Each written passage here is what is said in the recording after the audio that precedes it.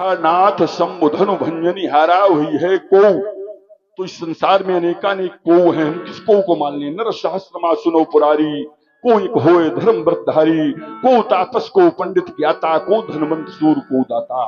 किस को मान ले? फिर कहते हो एक एक तो परात्पर ब्रह्म है, एको ब्रह्म द्वितीयो नास्ति, सर्वम खलमिदम ब्रह्म, प्राज्ञानम ब्रह्म, वेदोमयी ब्रह्म, ज्ञानम अनंतम ब्रह्म। तो क्या ब्रह्म इस धनुष खंडन के निमित्त मात्र वसुंधरा पर आ सकता है? राम एक तो आ नहीं सकता, और आ भी जाए तो इन चरणों का दास नहीं हो सकता।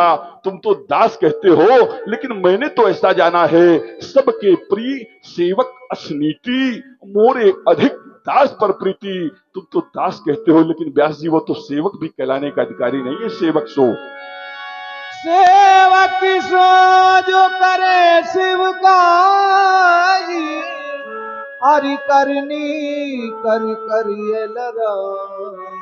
राघव राम सेवक होता है जो सेवा के कार्य करे। सेवा का धर्म बड़ा कठिन है, सबते सेवक धर्म कठोरा, बड़ा कठोर धर्म है। सेवा धर्मम परम गहनम योगी नाम अपगम्यम, तो बड़ा कठोर धर्म है। अगर वो सेवक है तो करे इन चरणों की सेवकाई, या फिर मैं एक धनुष लेकर के आया हूं, आज उसने धनुष तोड़ा है तो उस धनुष की सेवकाई कर देगा, तो मैं मान लूंगा कि वास्तव में सेवक है। और अगर उसने आरकी करने की है तो फिर खुला निमंत्रण है, करे लड़ाई। सुनो राम, सुनो राम, जय शिव धनु तोरा, सहसा बाहु सम सोरे कुमोरा।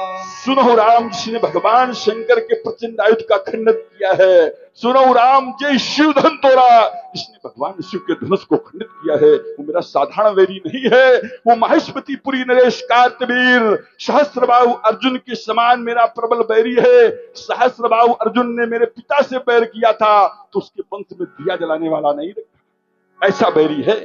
सहस्त्रबाहु सम सो रिपोरा, सो बिलगाओ, सो बिलगाव विहाय समाजा, नत मारे जई है सब राजा। सो बिलगाओ, को बिलगाओ, जिसने धनुष को तोड़ा है, सो बिलग आओ, वो अलग होकर के आ जाए, या फिर विहाय समाजा, या तो समाज उसको छोड़कर चली जाए। बचेगा कौन?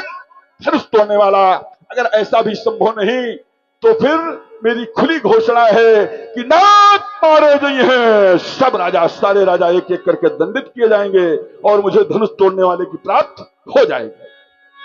सुनी मोनी बचन लखन मुस्काने, बोले परसु धरहिया कुमार। सुना आप सभी लोगों ने, धनुष तोड़ने वाले के विरोध में महात्मा परशुराम जी की एक घोषणा हो गई। और वो घोषणा कैसी? कह रहे, सुनहु राम जय शिव धन तोरा, तो साहस बाहु सब सो रिप मोरा।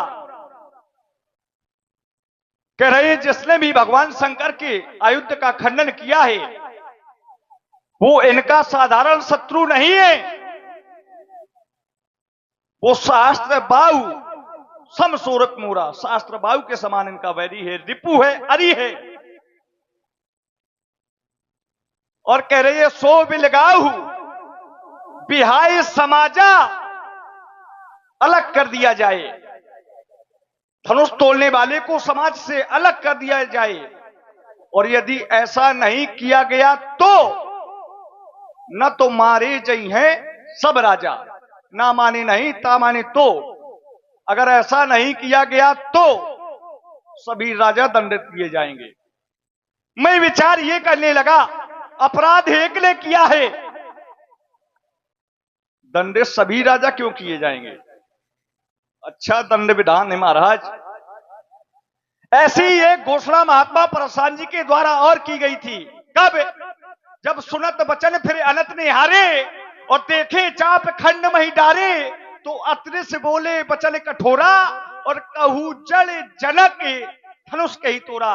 कही तोड़ा किसने तोड़ा? जिसने भी इस धनुष का खंडन किया है, उसे दिखाया जाए। वेग दिखाओ, वेग माने जल्दी दिखाओ, माने दिखा दिया जाए। वेग दिखाओ, मूढ़ न त्याजू। और यदि नहीं दिखाया गया, नहीं बताया गया, तो महात्मा जी करेंगे क्या? कह रहे हैं, राजा जनक से कह रहे, उल्टा हूं मही। मही माने धरती। जहां लग तू राजू, जहां तक की तेरा राज्य है वहां तक की धरती को उलट दूंगा, पलट दूंगा। तो मैं विचार करने लगा, ये मिथिला नगरी है, यहाँ ज्ञानी पुरुष रहते हैं, पुरनर नार सुबह सुख संता, और धर्मशील ज्ञानी गुणवंता।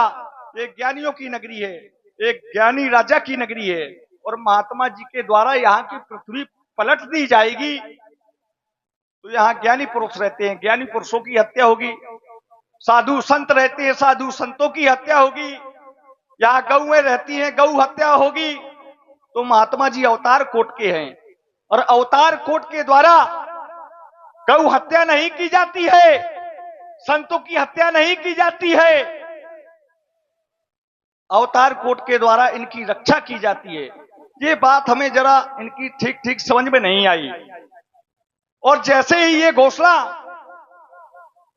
महात्मा परशुराम जी की सभागार में उपस्थित वृंदों ने सुनी, तो परिणाम क्या हुआ? तो कहा, सुर मुनि नाग नगर नर नारी, सोचई सकल त्रासुर भारी, तो मन पछतात सिया महतारी, विध अब सबरी बात बिगाड़ी। रघुपति कर स्वभाव सुन सीता, तो अर्ध नमेश कल्प सम बीता। इसके बाद हमारे भैया आए। हमारे भैया ने महात्मा परशुराम जी के सामने बड़ी ही सरल प्रस्तुति प्रस्तुत की है। क्या कहा? क्या कहा हमारे भैया ने कि हे नाथ, हमारे भैया आए, सभय बिलो के लोग सब जान जान की भीड़, हृदय न हर्ष प्रसाद कछु बोले श्री रघुबीर। हमारे भैया आए और हमारे भैया ने कहा महात्मा परशुराम जी से, नाथ संबुधन, हे नाथ, जो संबुधन भंजन हारा है वो कोई और नहीं, आपका दास, उसके लिए आज्ञा,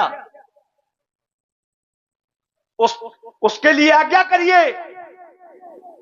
वही एक के एक दास तुम्हारा, आए उसका एक ही किनमोही, क्या आज्ञा है मेरे लिए? वो आपका दास है, वो आपका शत्रु नहीं है। तो महात्मा परशुराम जी हमारे भैया की भाषा को समझ नहीं पाए। क्यों?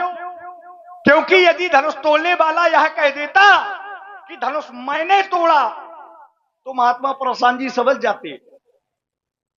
जाते कि धनुष किसने तोड़ा। लेकिन हमारे भैया ने ऐसा नहीं कहा। क्यों नहीं कहा? क्योंकि हमारे भैया ने जो प्रस्तुति प्रस्तुत की है वो लोक व्यवहार, शिष्टाचार,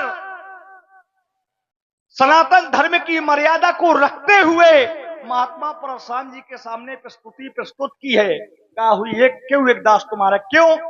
क्योंकि कर्ता के द्वारा यदि कोई कार्य किया जाता है और कर्ता के द्वारा यदि यह कह दिया जाए कि ये मैंने किया, तो फिर दंभ के अर्थों में गिना जाता है, वो अपमान के अर्थों में गिना जाता है। तो हमारे भैया ने ऐसा नहीं कहा कि मैंने तोड़ा, हाँ आपके दास ने तोड़ा।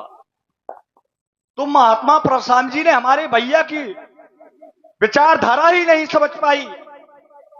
तो मैं विचार करने लगा, महात्मा परशुराम जी धनुष तोड़ने वाले को अपना शत्रु मान रहे हैं, और धनुष तोड़ने वाला अपराधी है नहीं, क्योंकि धनुष तोड़ने वाला साधु विचारधारा का पुरुष है, महापुरुषों की सेवा करने वाला है। धनुष तोड़ने वाला महापुरुषों की कृपा का पात्र है, और जब वो है महापुरुषों की कृपा का पात्र, तो फिर अपराधी कैसे हो सकता है? तो फिर धनुष तोड़ने वाले के लिए महात्मा परशुराम जी का ऐसा व्यवहार क्यों? ये बात जरा ठीक ठीक समझ में नहीं आ रही है। मैं विचार करने लगा, कहीं महात्मा परशुराम जी के ऊपर अविद्या माया का प्रभाव, कहीं माया का प्रभाव तो नहीं है? देखिए, माया भी दो प्रकार की होती है। तही कर भेद सुनो प्रिय सो, और विद्या अपर अविद्या दो प्रकार की माया होती है, और दोनों के अलग अलग कार्य हैं। तभी तो महापुरुषों ने उसके लिए कहा कि एक दुष्ट अतिशय दुख रूपा, तो जाबस जीव पराभो कूपा। एक दुष्ट है, अविद्या माया दुष्ट है। और देखिए दोनों के अलग अलग कार्य है। अविद्या माया का जो कार्य है वो परमात्मा और जीव आत्मा के बीच में दीवार खड़ी करती है। जैसे उदाहरण में मैं सांसारिक उदाहरण आपको दे रहा हूं। जैसे ये संसार है सपना, लेकिन इसे लोग क्या कहते हैं, ये है अपना। और परमात्मा है अपना, तो लोग उसे कहते हैं ये है सपना। माया के कारण कहते हैं संसार है अपना, जबकि परमात्मा है अपना और संसार है सपना। लेकिन माया के कारण लोग कहते हैं ये है अपना, परमात्मा है सपना। तो कहीं महात्मा परशुराम जी के ऊपर अविद्या माया का प्रभाव, और यदि अविद्या माया का प्रभाव है तो सत्संग किया जाएगा। सत्संग के माध्यम से माया की छटनी की जा सकती है। और जब माया की छटनी, माया का आवरण जीव के नेत्र से हटता है तो साक्षात परमात्मा का कार्य होता है। महात्मा जी प्रणाम। आशीर्वाद। महात्मा जी बहुत क्रोध में, क्रोध का कारण क्या है? धनुष का टूट जाना। बड़ा विचित्र प्रश्न है। भगवान भोलेनाथ का धनुष टूटा पड़ा है और तुम करो क्रोध है। अरे ये तो एक ही है, ये धनुष तो एक ही है, आप एक की बात कर रहे हैं। हमने तो बाल्यावस्था में बहुत सी धनुइयां तोड़ी। बाल्यावस्था की उम्र जानते हैं कितनी होती है? कितनी होती है? बरस 5। बरस 5 लड़काई जहां जहां करही तहां तहां संग उड़ाऊं, जूठन गिरे अजरमासो उठाए कर खाऊं। 5 वर्ष लड़काई की उम्र। तो हमने तो बाल्यावस्था में ना जाने ये तो एक है, बहु बहुधन ही तोरी लड़काई तब कबहू ना श्रेष्ठ ऐसा रे। तब आपने ऐसा क्रोध नहीं किया। तो इस धनुष से कोई ममता है, ममत्व है? और यदि है तो पूज्य पाठ प्रातः स्मरणीय वंदनीय गोसाई महामना श्रद्धेय कई हेतु प्रकट करें। चलिए, राजकुमार लक्ष्मण ने काफी समय लिया है, लेकिन हम कम समय लेते हुए राजकुमार लक्ष्मण के सभी प्रश्नों का उत्तर किए देते हैं। जहां से राजकुमार लक्ष्मण ने अपने कथन को विराम किया है, हम वहीं से आरंभ हो रहे हैं। राजकुमार लक्ष्मण ने कहा कि हमारे भैया ने कहा कि नाथ सम्मुधनु भंजनी हारा, वही है क्यों एक दास तुम्हारा। आज तक इतने लोग बैठे हो, तो बहुत दूर बैठे हो, ये समाज का क्रम है नहीं है, ऐसे थोड़ी समाज बनती है। हमें गांव सोबिल गांव बिहाई समाजा, यहां समाजे नहीं बनी है। और जब समाज नहीं होगी, देखिए श्रोता और वक्ता जब आपस में, जब तक उनके नेत्र नहीं मिलते तब तक आनंद आता नहीं।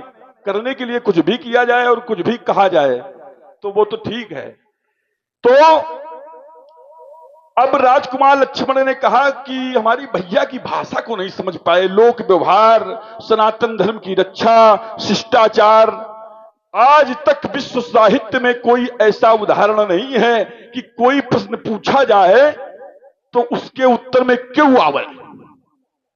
अगर पूछा गया कि धनुष तोड़ने वाला कौन है, तो उसमें निश्चयवाची सर्वनाम का प्रयोग होना चाहिए। और क्यों निश्चयवाची सर्वनाम नहीं है, अनिश्चयवाची सर्वनाम है, इसलिए हम उसको स्वीकार नहीं करेंगे। आपके दासत्व को जो कह रहा है कि दास, दास भी स्वीकार है, अगर वो दासता करना चाहता है वो भी स्वीकार है, सब कुछ स्वीकार है। केवल दिक्कत है हमें क्यों से, क्यों नहीं होना चाहिए।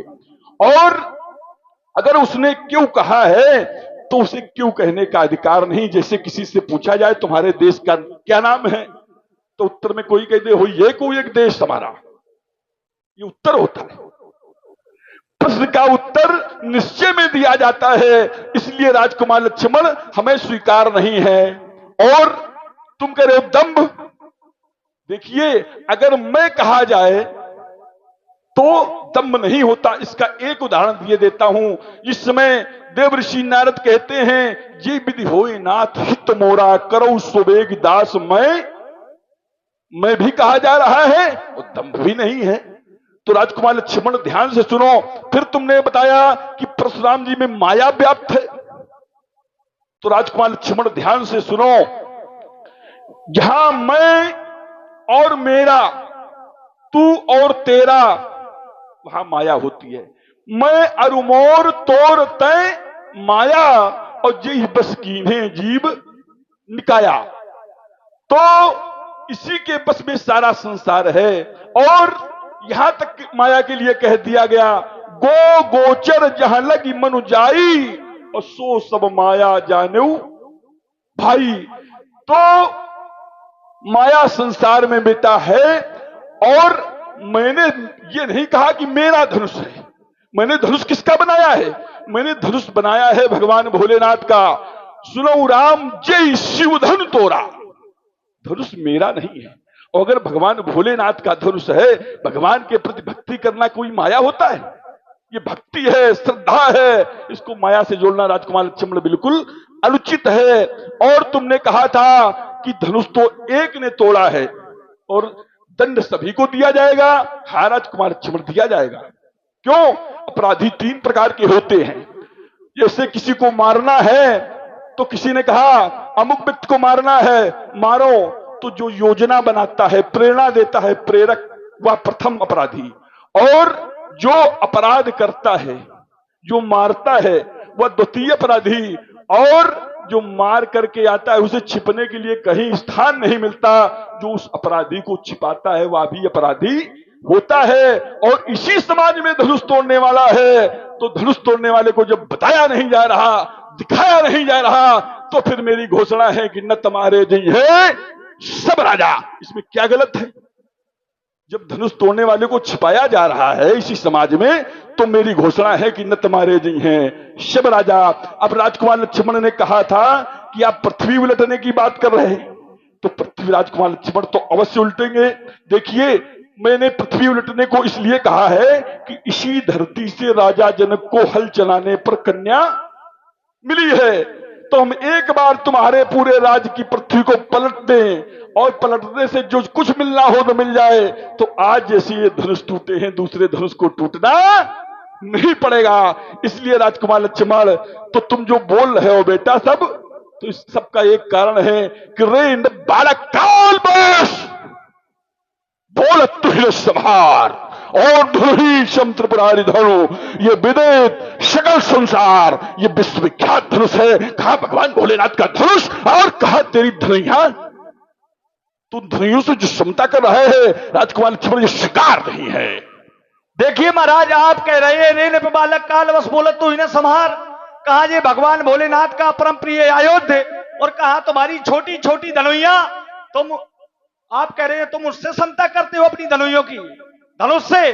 तो महाराज हम समानता कर रहे हैं, समता कर रहे हैं, तो गलत कर रहे हैं क्या? भाई हम धनुष की और धनुइयों की समानता कर रहे हैं तो गलत कर रहे हैं क्या? क्योंकि नियमावली है। नियमावली यदि लक्षण मिलता है तो समानता हो जाती है। वो चाहे वस्तु हो, वो चाहे धनुष हो,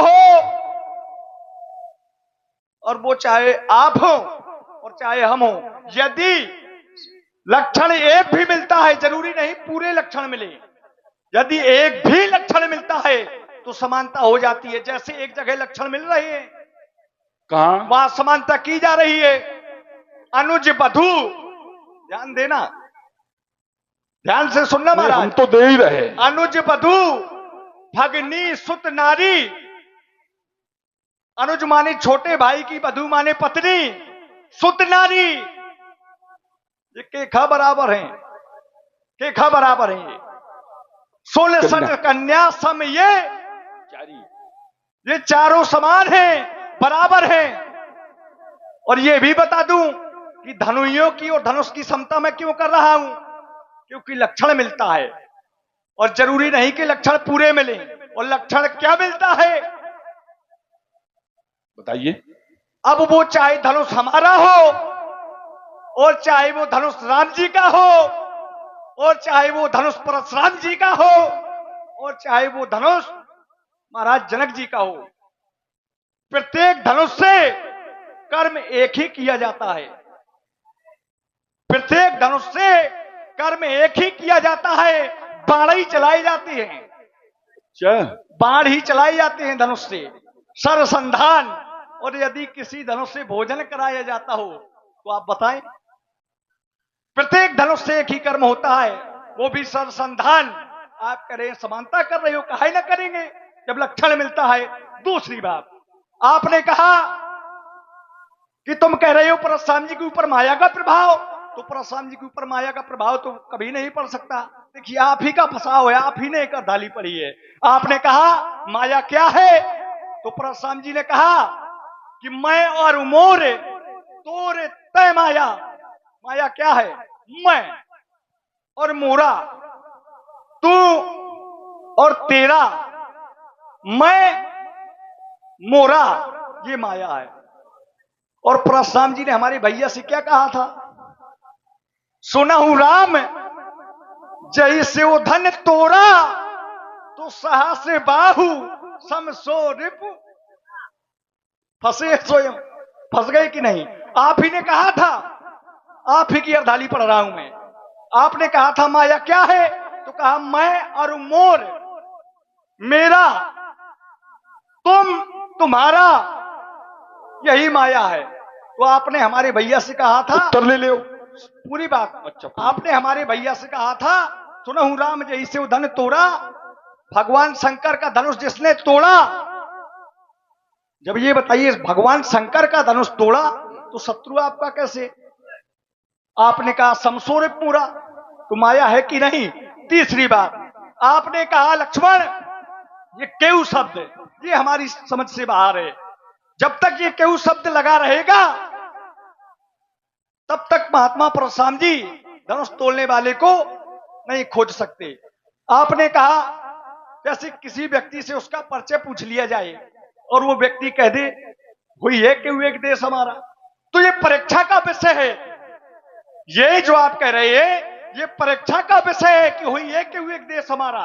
यदि हम विदेश की यात्रा में हैं, यदि हम विदेश की यात्रा में हैं, तो वहां क्या पूछा जाएगा?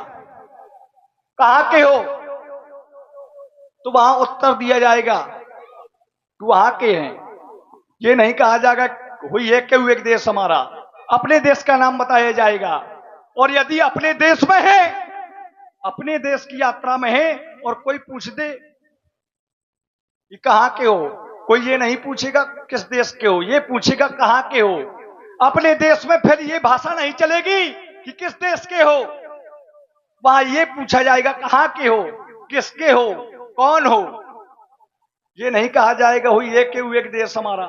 जैसे ये शिष्टाचार है, मैंने कहा था हमारे भैया ने लोक व्यवहार, शिष्टाचार, सनातन धर्म की मर्यादा का पालन करते हुए महात्मा परशुराम जी के सामने अपनी प्रस्तुति प्रस्तुत की थी कि हुई है कि एक दास तुम्हारा, आपके दास ने तोड़ा। ये शिष्टाचार है। कैसे? जैसे कोई महापुरुष व्यक्ति, कोई महापुरुष किसी संत विचारधारा के व्यक्ति के घर जाए और कहे कि ये भाई घर किसका है, और यदि वो व्यक्ति संत विचारधारा का है, वो व्यक्ति जिसका घर है वो साधु संतों की विचारधारा का है, तो उत्तर ये नहीं होगा कि हुई है कोई एक घर हमारा। उत्तर क्या होगा? आप ही का है। अगर वो व्यक्ति साधु विचारधारा का है तो ये नहीं कहेगा घर मेरा है, कहेगा आप ही का है प्रभु, आज्ञा। धोखे से परशुराम जी पहुंच जाए और कहें ये घर किसका है, और कोई सज्जन व्यक्ति कह दे प्रभु आप ही का है, तो परशुराम जी कहे चल बाहर घर के, तू क्या कर रहा है, जब मेरा है तो फिर मेरा है, चल निकल घर के बाहर। तो क्या जो पूछ रहा है घर उसका है? नहीं है। ये सज्जनता है, ये शिष्टाचार है। इसीलिए हमारे भैया ने ये नहीं कहा कि धनुष मैंने तोड़ा, कहा हुई है कि एक दास तुम्हारा। इन्होंने कहा कि उस शब्द। चलो उत्तर हो, उत्तर थोड़ा गरम गरम उत्तर। चलिए मैं अपनी वाणी को यहीं विराम कर रहा हूं। नहीं, जैसे राजकुमार बात कह रहा है बहुत अच्छी लग रही है, हमें भी प्रसन्नता हो रही है कि राजकुमार चमड़ा अच्छा बोल रहा है, ठीक, लेकिन इसका उत्तर तो सुनाए भाई। अच्छा बोलेंगे तभी तो प्रशंसा होगी। नहीं, प्रशंसा हो, एक हो प्रशंसा हो, इससे हमें कष्ट नहीं है, तुम्हारी प्रशंसा हो भाई। अगर हमारी बात काटने योग्य हो तो काटो, बिल्कुल काट रहे, काट पाओगे तो काटो। अरे बिल्कुल काट देंगे, जड़ से समाप्त कर देंगे, जड़ से समाप्त कर देंगे। तुम कहोगे हाँ बात कट गई। ये ज्ञानी पुरुषों की नगरी है और और यहाँ चोट पर चोट होनी चाहिए। हाँ, तो वही तो हम चाह रहे हैं कि जैसे बात अगर ठंडी हो जाती है तो आनंद कम आता है, और अगर बात गरम गरम रहती है, जैसे राजकुमार लक्ष्मण कह रहा है धनुष टूटा है, कि अगर किसी घर में जाओ और कोई पूछे महाराज, कोई संत आ जाए और पूछे ये घर किसका है, तो जिसका घर होगा कह देगा महाराज आप ही का है। ये साधुता है, सज्जनता है, शिष्टाचार है। ठीक, ये बात तो हमें स्वीकार है। लेकिन अगर कोई हत्या हो गई हो, कोई हत्या समझ रहे हो, किसी को मार दिया गया हो, और पूछे आकर के कोई कि ये हत्या किसने की है, तो कहते महाराज आपने ही की है, तो इसको शिष्टाचार को कोई स्वीकार करेगा? बात भाई समझ में नहीं आ रही? इधर नजर मिलाओ हमसे। हत्या यहां घर नहीं है, यहां धनुष तोड़ा गया है। ऐसे न मिलाओ, ऐसे नहीं चलेगा। तो अगर कोई हत्या हो जाए और कोई पूछे कि हत्या किसने किया है, तो शिष्टाचार में कह दिया जाए कि आपने नहीं किया है, स्वीकार कर लेगा? बताओ। तो राजकुमार लक्ष्मण, ये 16 दुनिया हमें ना पढ़ाओ। एक क्षण पंडित जी, आपने कहा यदि कोई हत्या हो जाए और पूछा जाए कि ये किसने किया, तो कह दे हो ये क्यों? देखिए क्यों नहीं, तुमने कहा था शिष्टाचार में भवन में जाओ, तो भवन स्वामी कहता है कि आपका ही भवन है, इससे जोड़ो, भटको नहीं। उत्तर लीजिए, यदि हत्या होगी किसी व्यक्ति की तो ईमानदारी से बताइए, उसके परिवार के लोग आएंगे पता लगाने, पूछने कि किसने हत्या की है। उसके परिवार के लोग आएंगे कि नहीं आएंगे? आएंगे। तो धनुष आपका है, धनुष आपका आएगा। जो धनुष टूटा आप आए, भगवान भोलेनाथ को आना चाहिए था भाई, भगवान भोलेनाथ को आना चाहिए था। आप ही का फंसा हुआ है आपके वाक्यों में। सुन ले उत्तर। एक क्षण, भगवान भोलेनाथ चलो समाधि में लीन थे, तो माता पार्वती को आना चाहिए था, वो भी समाधि में लीन थी, तो खड़ानन को आना चाहिए था। आप काहे चले आए? आपका है का धनुष? ठीक, उत्तर ले लो। जैसे किसी की हत्या हो जाए, आपका संबंधी है, भले आप उसके परिवार के नहीं हैं, आप उसके परिवार के नहीं हैं, और अगर हत्या की जानकारी तुम्हें मिल गई है, तो तुम्हारा क्या धर्म बनता है कि हत्या का विरोध करना चाहिए कि नहीं करना चाहिए? आप लोग बताओ। अगर उसके संबंधी हो, कहीं से जुड़ाव है, तो विरोध करोगे कि नहीं करोगे? अगर ईमानदार होगे तो विरोध करोगे, और अगर बेईमान हो तो कुछ न करो, कुछ न करो। तो भले परिवार के लोग नाम है, परिवार के लोगों को जानकारी न हो, अगर परिवार के लोग नहीं आ रहे, अगर उसका संबंधी है, अगर वहां पहुंच जाता है, तो उसको विरोध करना चाहिए।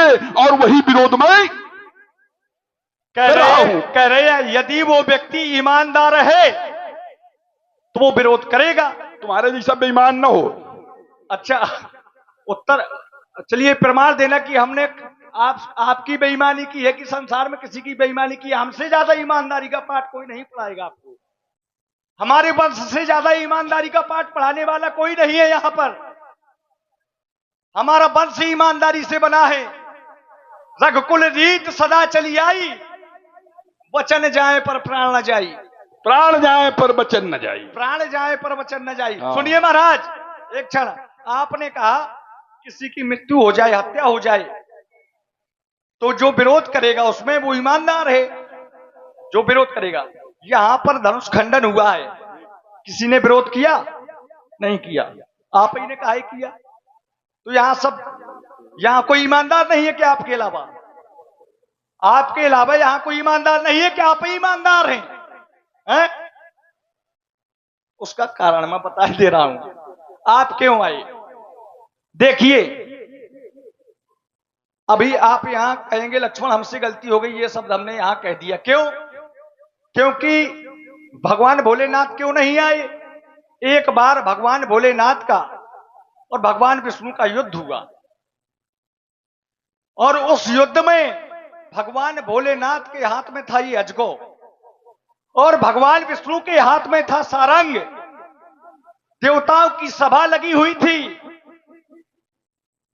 परीक्षण हो रहा था दोनों धनुषों का, और देवता सभी देख रहे थे सभा लगाए। और जैसे ही भगवान विष्णु ने सारंग को खींचा और भगवान भोलेनाथ ने अपने अजगो को खींचा, तो भगवान भोलेनाथ का अजगो सारंग के सामने खींचा नहीं था। और जब वो अजगो भगवान भोलेनाथ से खींचा नहीं, तो भरी सभा में, देवताओं की सभा में भगवान भोलेनाथ को लज्जित होना पड़ा। तभी इस धनुष का भगवान भोलेनाथ ने त्याग कर दिया। जनक के पूर्वज महाराजा देवराज को इस धनुष को दे दिया। और कैसे दिया, इस धनुष को कैसे दिया, तो मैं वाल्मीकि रामायण से उत्तर करूंगा। धनुरुद्र सन कुध्रऊ क्रोध में आकर के, विदेही यश महायथा, क्रोध में आकर के जनक के पूर्वजों को ये धनुष दिया, क्रोध में आकर के। क्योंकि इसी धनुष से भोले बाबा को भरी सभा में अपमानित होना पड़ा था। अब बताइए, इसी धनुष से भोले बाबा को सभा में अपमानित होना पड़ा था। और भोले बाबा इनके कौन हैं? गुरु। भोले बाबा हैं इनके गुरु, और इनके गुरु को इस धनुष के पीछे भरी सभा में अपमानित होना पड़ा था। तो अब बताइए, ये टूट गया तो इनको क्रोध करना चाहिए कि प्रसन्न होना चाहिए? क्योंकि देखिए, मित्र और शत्रु तीन प्रकार के होते हैं। अपना मित्र, अपने मित्र का जो मित्र है वो भी अपना मित्र है, और जो अपना शत्रु है, अपने शत्रु का जो शत्रु है वो भी अपना मित्र है। तो ये बताइए, ये है शत्रु इसका, भोले बाबा का शत्रु है। भगवान भोलेनाथ ने क्रोध में आकर के इसका त्याग कर दिया।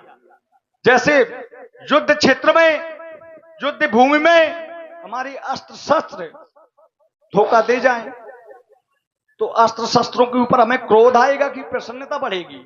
ईमानदारी से बताइए, क्रोध आएगा। तो ये बताइए, आपको प्रसन्न होना चाहिए कि क्रोध करना चाहिए? टूट गया, टूट जाने दो। इसी धनुष से आपके गुरु का अपमान हुआ था, आप काहे क्रोध कर रहे? मिथिला में किसी ने क्रोध नहीं किया, सभी लोग सुखी हैं। आप क्रोध कर रहे हैं, क्यों कर रहे हैं? क्योंकि जब धनुष टूटा, त्रिभुदो चाप खंड मही डारे, तो देखे लोग सब भय सुखारे, सभी लोग सुखी हुए। ये क्रोध आपका पहले नहीं था। क्रोध ये आपका यहां आकर के, जब आप यहां आए तहीं अवसर सुन से उधन भंगा, आए भृगुकुल कमल पतंगा, यहां तक क्रोध नहीं है, प्रसन्नता है। आपने प्रसन्न होकर के हमको आशीर्वाद दिया। किसी भी राजा को आपने आशीर्वाद नहीं दिया, और क्रोध होता तो आप हमें आशीर्वाद ना देते। लेकिन फिर काहे क्रोध किया बाद में, पहले क्यों नहीं किया? उत्तर ले लो, उत्तर करिए। देखिए, राजकुमार लक्ष्मण ने जहां से विराम किया वहीं से उत्तर। राजकुमार लक्ष्मण कह रहा है कि आपने हमको आशीर्वाद दिया है, किसी राजा को आशीर्वाद आपने नहीं दिया। ठीक, लेकिन राजकुमार लक्ष्मण, तुमने ये नहीं सोचा कि तुम्हारे साथ में विश्वामित्र मिले, पुनि आई। ये हमारे पिताजी के मामा हैं, हमारे पिताजी के मामा हैं, हमारे बाबा हैं। और विश्वामित्र का काम ही है, विश्वस्य जगतो मित्र है विश्वामित्र प्रजापति ही, जो सारे संसार को अपने शरीर वसुधैव कुटुंबकम की भावना से देखता हो, अपना परिवार देखता हो। तो विश्वामित्र जी की और ये वशिष्ठ जी की बड़ी दुश्मनी चली है, बहुत दिनों युद्ध होता रहा। पहले इस शरीर से हुआ, फिर पक्षी शरीर धारण करके दोनों लोग युद्ध करते रहे। तो उस जो वैमनस्यता थी आपस में, उसको दूर करने के लिए विश्वामित्र जी अयोध्या गए और अयोध्या से तुमको मांग करके लाए, वो दूर हुआ। दूसरा, फिर हम क्षत्रिय कुलद्रोही हैं, क्षत्रियों के विरोधी हैं। मैंने एक बार नहीं, 2 बार नहीं, 10 बार नहीं, 20 बार नहीं, 21 बार इस पृथ्वी को क्षत्रियों से, इस पृथ्वी को, हाँ, इस पृथ्वी को आपने दान में दिया। 21 बार पृथ्वी को क्षत्रियों से रहित कर दिया। बात तो सुनो, तुम कहां? अरे वो है वंश के क्षत्रिय थे ना। क्षत्रिय भुजबल भूमि भूप बिनु कीन्ही, विपुल बार महिदीवन दीन्ही। तो 21 बार सुनो, तुमको जो कुछ कहना हो अपने क्रम में कहना। ठीक, तो जब मैंने उन क्षत्रियों को मारा तो विश्वामित्र, देखिए कितनी अच्छी बात कह रहे थे, पता नहीं कैसे बोल जाते हो। तो उन क्षत्रियों से और ब्राह्मणों के बीच में जो वैमनस्यता थी उसको समाप्त करने के लिए विश्वामित्र जी आए, और विश्वामित्र मिले, पुनियाई मिलने लगे। कैसे मिले? गले मिले। तो हमारा फरसा भी रुक गया। जब हाथ से मिले तो हमारा फरसा भी बन गया कि अब ये वार नहीं करेंगे। तो फिर जब विश्वामित्र जी के साथ में आए तो मैंने आशीर्वाद दे दिया। तो राजकुमार लक्ष्मण, इसमें इतराओ नहीं। अगर तुमने प्रणाम किया है विश्वामित्र जी के साथ में आकर के, पद सरोज मेले दो भाई, तो मैंने तुम्हें आशीर्वाद दे दिया है। अब राजकुमार लक्ष्मण कह रहे थे कि छत्री आप भोले बाबा को आना चाहिए, भोले बाबा का ये शत्रु है धनुष ना।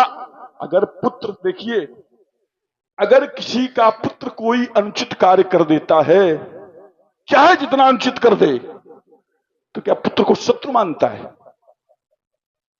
विचार करना, गहराई से सोचना।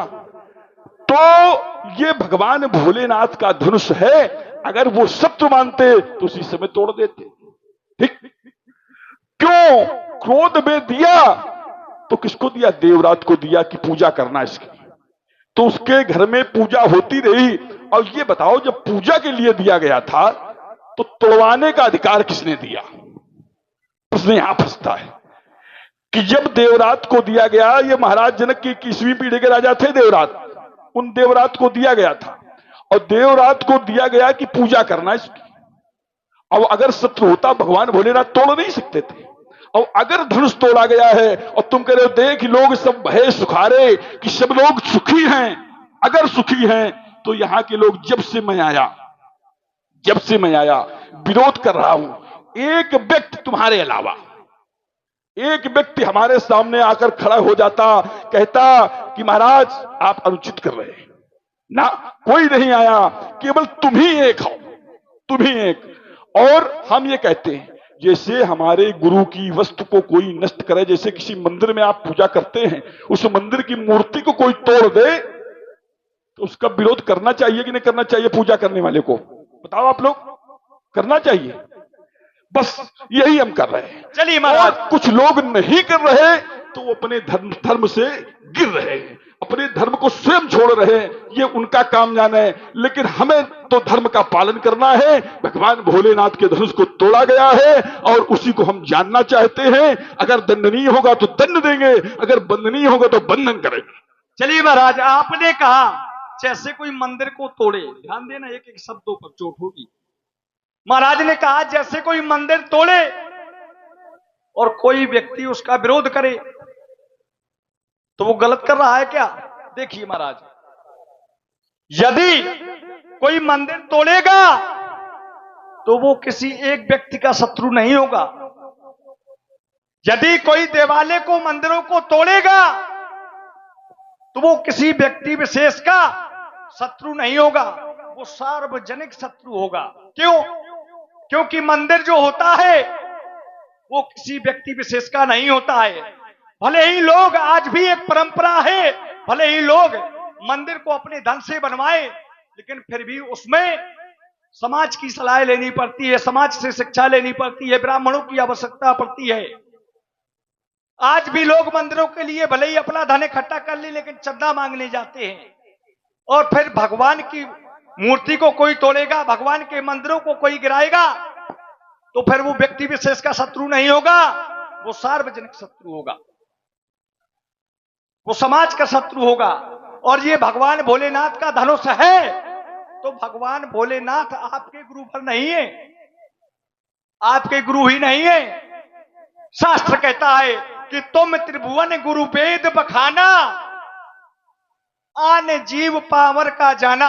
भगवान शंकर पूरे त्रिभुवन के गुरु हैं, पूरे त्रिभुवन के। तो फिर और कोई क्यों नहीं आया इसका विरोध करने? ये बताइए भाई। जब मंदिर का कोई मंदिर तोड़ेगा तो सार्वजनिक शत्रु होगा, तो ये भी तो भगवान की वस्तु है, इसमें आप ही काहे क्रोध कर रहे हो? और कोई क्यों नहीं आया? कारण क्या है? चलो एक क्षण, एक क्षण। आपने कहा मैं धनुष तोड़ने वाली की जानकारी करना चाहता हूं, तो जानकारी ऐसे करेंगे क्या? और कैसे? एक रिश्ता और निकालने लगे, कहने लगे हमारे पिताजी के मामा विश्वामित्र जी, आपने एक रिश्ता निकाला। जब फंसा होता है तो रिश्तेदारी निकाल लेते हैं, जब फंसा होने लगता है तो रिश्तेदारी निकाल लेते हैं। देखिए महाराज, जानकारी ऐसे नहीं होगी, इस क्रोध को पहले हटाओ, जब क्रोध हटेगा तब जानकारी होगी। विचार करिए भाई, भगवान भोलेनाथ भी यदि विचार करते हैं, जानकारी करते हैं, तो क्रोध से करते हैं क्या? विचार करते हैं, ध्यान करते हैं। आप भी ध्यान करिए, आप भी तो ब्रह्मचारी हैं। जो महापुरुष लोग होते हैं वो ध्यान से ही जान जाते हैं कि पाताल में क्या हो रहा है। जो अपने गुरु का परम शिष्य होता है, परम शिष्य होता है जो अपने गुरु का, उसको बताने की आवश्यकता नहीं होती है कि धनुष किसने तोड़ा या आकाश में क्या छुपा है, कहां हत्या हो गई है। यदि वो अपने गुरु का परम शिष्य है तो शास्त्र कहता है श्री गुरुपद नख मणिगण ज्योति, तो सुमरत दिव्य दृष्ट ही होती। यदि अपने गुरु की चरणों की धूल अपने नेत्रों से लगाएगा तो आकाश में क्या हो रहा है, पाताल में क्या हो रहा है, वनों में क्या हो रहा है, शैल में क्या हो रहा है, सब पता चल जाएगा। पूछने की आवश्यकता नहीं है, क्योंकि हमारे परम पूज्य गुरुदेव ने, विश्वामित्र जी ने भी तो विचार किया था। कब? जब एक बार विश्वामित्र जी यज्ञ करने गए। कहां पर? विश्वामित्र महामुनि ज्ञानी, बसई विपिन शुभ आश्रम जानी, देखत जग निशाचर धावही, और करही उपद्रव मुनि दुख पावही। राक्षस उपद्रव करने लगे। हमारे गुरुदेव दुख पाते थे, तो हमारे गुरुदेव ने क्या किया? क्रोध किया? क्रोध नहीं किया। फिर उनसे बड़ा कोई बलवान है क्या? यदि वो क्रोध करते तो उन्हें निशाचरों का वध स्वयं कर देते, क्योंकि एक बार उन्होंने ब्रह्मा जी से रुष्ट होकर के इस सृष्टि की दूसरी रचना शुरू कर दी थी।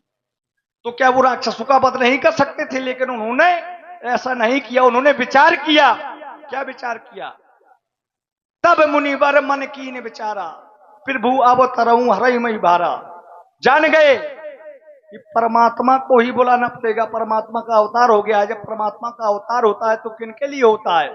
संतों के लिए होता है, साधु संतों के लिए होता है। विप्र दैन सुर संत हित लीन मनुज अवतार। विप्र माने ब्राह्मण, संत माने साधु, सुर माने देवता। गौओं के लिए परमात्मा का अवतार होता है। और महात्मा परशुराम जी हैं अवतार कोट के, और कह रहे हैं मैं इस पृथ्वी को लड़ दूंगा। तो अवतार कोट के द्वारा ये व्यवहार, यही तो विद्या माया का प्रभाव है। ठीक, यही उत्तर ले लो। एक और महात्मा परशुराम जी कह रहे थे हमारे ऊपर अविद्या माया का प्रभाव नहीं है। क्यों? देखिए, आपका जानो महाराज। हाँ। चाहे जितने प्रयास करो, आप कह रहे हमारे ऊपर माया का प्रभाव नहीं। आपका जानो, आपके गुरुजी तक माया में फंस जाते हैं। आपके गुरुजी, माता सती फंस गई माया में। शिव बिरंच को मोहई को है बपरा आन। शिव बिरंच को मोहई, बिरंच माने ब्रह्मा जी, भगवान शंकर को जब माया मोहित कर सकती है तो फिर को है बपुरान। शास्त्र से प्रमाण होगा, हर वाक्य का चोट पर चोट शास्त्र से ही बोलेंगे। को है बपुरान, तो फिर आपकी गिनती थोड़ी आती है। फिर तो को है बपुरान। जब ब्रह्मा जी को, जिसने सृष्टि की रचना की, भगवान भोलेनाथ को माया मोहित कर लेती है, फिर आपके ऊपर क्यों नहीं? किसकी माया मोहित करती है ये बताओ। मैंने अभी बताया था कि दो प्रकार की माया। नहीं, माया किसकी है? माया किसकी है? किसके द्वारा माया संचालित की जाती है? किसके द्वारा माया चलाई जाती है? उसको बताओ। ये संसार परमात्मा का है। हाँ? ये संसार परमात्मा का है। हम परमात्मा के हैं, आप परमात्मा। परमात्मा किसको मानते हो? हाँ? परमात्मा एक है, भगवान एक है। हाँ, एक है ना? एक है, एक है, एक। हाँ। वही कभी मीन बनता है। उसी की तो सभी ये रचाई हुई लीला है। सुनो, वही कभी मीन बनता है, वही तो परमात्मा है। वही कमट बनता है, वही सूकर बनता है। ये बात आपकी सत्य है। ठीक है। अरे सब तो अभी सब स्वीकार करोगे तो। जो स्वीकार करने योग्य है, हमारी बात अच्छी है, आप स्वीकार करेंगे। यदि आपकी बात अच्छी है तो हम स्वीकार करेंगे।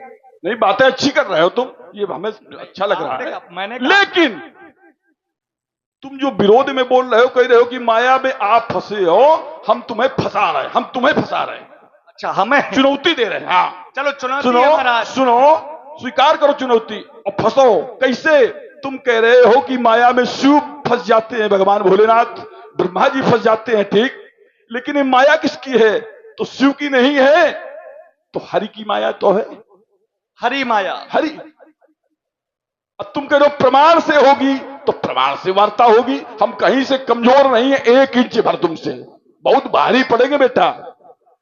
तुम कह रहे हो सबको भारी सुनो, पड़ सकते हो सुनो, महाराज, सुनो, एक उत्तर बार। उत्तर चित्त लेकिन चित्त लक्ष्मण चित्त को भारी नहीं पड़ सकते। सुनो, चित्त चित्त किए देते तुम्हें।